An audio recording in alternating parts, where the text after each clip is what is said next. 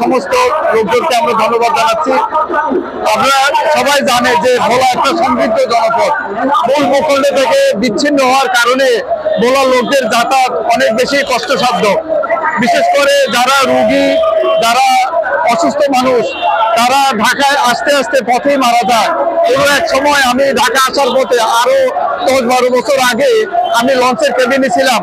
মধ্যরাতে উঠে দেখি আমার পাশের কেবিনে আগরবাতি জ্বলে। কিভাবে, কেন আগরবাতি জ্বলবে?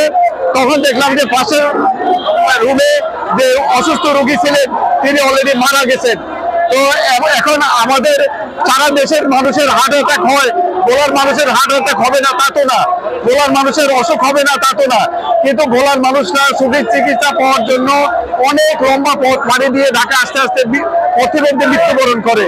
সে কারণে ভোলা একটি মেডিকেল কলেজ স্থাপন, এটা দীর্ঘদিনের দাবি। গত ফ্যাসিবাদী শাসন আমলেও আমরা এই দাবি উত্থাপন করেছিলাম, কিন্তু ফ্যাসিবাদী সরকার আমাদের দাবি গ্রহণ করে নাই।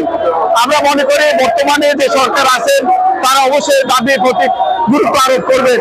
সেই জন্য আমরা বলি একটি মেডিকেল কলেজ দরকার, ভোলা বরিশাল সেতু দরকার। সবচেয়ে বড় ব্যাপার হলো ভোলা যে সম্পদ, মহামূল্যবান সম্পদ, পৃথিবীর শ্রেষ্ঠ সম্পদ জ্বালানি, যে জ্বালানির জন্য দেশে দেশে যুদ্ধ হচ্ছে। আমি মনে করি যে এই ভোলার জ্বালানিকে রাষ্ট্রীয় কাজে ব্যবহৃত হোক, সেখানে আমাদের কোনো আপত্তি নেই। আমাদের দেশে লিকুইড গ্যাস যেটা সিলিন্ডারে ভর্তি করে বিক্রি করা হয়, সেটা বাইরে থেকে আমদানি করে আনা হয়। আমি মনে করি যে গ্যাস ভোলায় আছে, দেশে চাহিদা পূরণ করার মতো গ্যাস সেখানে মজুদ আছে।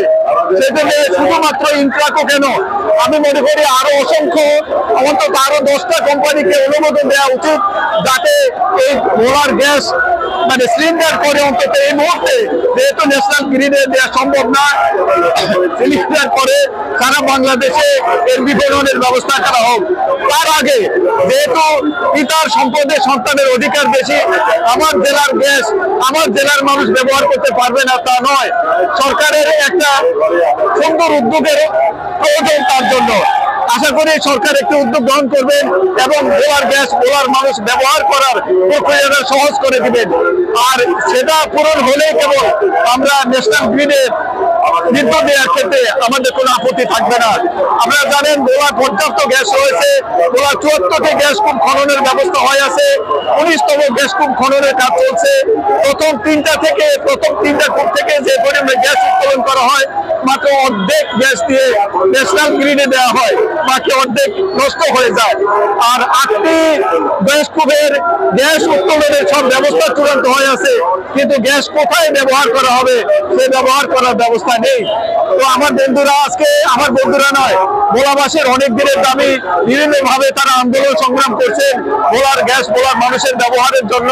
আমি মনে করি আমি আজকে এটার সাথে একাত্মতা ঘোষণা করতে আসছি। আমি ভোলার জেলা মুক্তিযুদ্ধের ইতিহাস লেখক এবং ভোলার ইতিহাস ঐতিহ্যের সাথে অনেক আগ থেকে যুক্ত। আমি এখন থেকে 18 বছর আগে ভোলা সম্পদ ও সম্ভাবনা নামের একটি প্রবন্ধ লিখেছিলাম। সেখানে আমি ভোলার অনেকগুলো সম্পদের কথা উল্লেখ করেছিলাম। সেখানে বলেছিলাম যে ভোলা যে গ্যাস আছে সেটা মহামূল্যবান সম্পদ, ভোলার মাছ, ভোলার অন্যান্য সম্পদ, ভোলা একটি বড় শিল্পাঞ্চল হতে পারে, ভোলা একটি আভ্যন্তরীণ নৌ বন্দর হতে পারে, যেটাকে আমরা কন্টেইনার বন্দর বলি। এরকম সার্ভিসের মাধ্যমে ভোলা দেশের অনেক বড় অবদান রাখতে পারে। সেই অবদান শিক্ষার জন্য বিশ্ববিদ্যালয় চাই এবং অন্যান্য দাবিগুলো পূরণ করার জন্য আমি সরকারের প্রতি আহ্বান জানিয়ে আমি আমার বক্তব্য শেষ করছি। ধন্যবাদ আপনাদের সবাইকে।